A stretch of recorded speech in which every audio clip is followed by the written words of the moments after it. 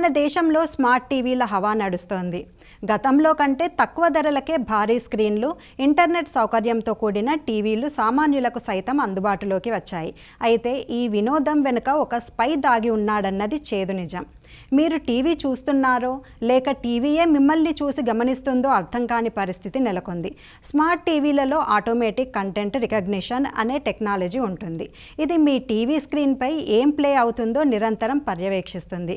స్క్రీన్పై ఉన్న పిక్సెల్స్ లేదా ఆడియో ముక్కలను విశ్లేషించడం ద్వారా మీరు నెట్ఫ్లిక్స్ చూస్తున్నారా, యూట్యూబ్ చూస్తున్నారా లేదా ల్యాప్టాప్ కనెక్ట్ చేసి మీ పర్సనల్ ఫోటోలు, ఫైనాన్షియల్ డాక్యుమెంట్లు చూస్తున్నారా అనేది కూడా ఇది పసిగట్టగలదు.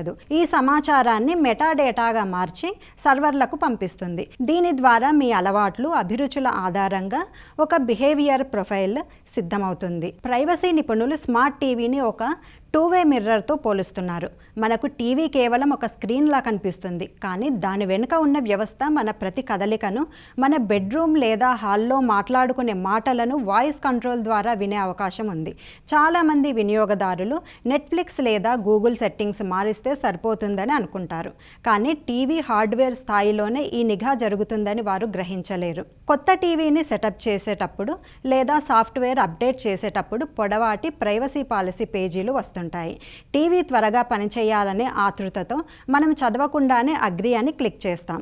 దీన్నే నిపుణులు కన్సెంట్ ఫెటీగ్ అంటారు. మనకు తెలియకుండానే మన డేటాను సేకరించడానికి మనమే అనుమతి ఇచ్చేస్తున్నాం. భారతదేశంలో digital personal data protection act అమలులో ఉంది. దీని ప్రకారం టీవీ తయారీదారులు ఏ డేటా సేకరిస్తున్నారు, ఎందుకు సేకరిస్తున్నారు అనే విషయాన్ని స్పష్టంగా చెప్పాలి. కానీ ప్రస్తుతం చాలా దిగ్గజ బ్రాండ్లు ఈ విషయంలో మౌనంగానే ఉన్నాయి.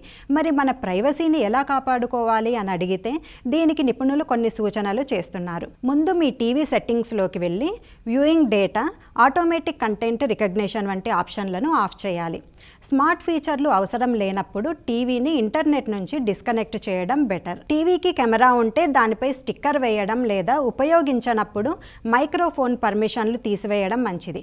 మన ఇంట్లో అత్యంత ముఖ్యమైన వస్తువుగా ఉన్న టీవీ ఇప్పుడు అది ఒక డేటా సేకరణ కేంద్రంగా మారింది. మీరు టీవీ స్విచ్ ఆన్ చేసినప్పుడు మీరు మాత్రమే కాదు, కంపెనీలు కూడా మిమ్మల్ని ట్యూన్ ఇన్ చేస్తున్నాయని మర్చిపోకండి.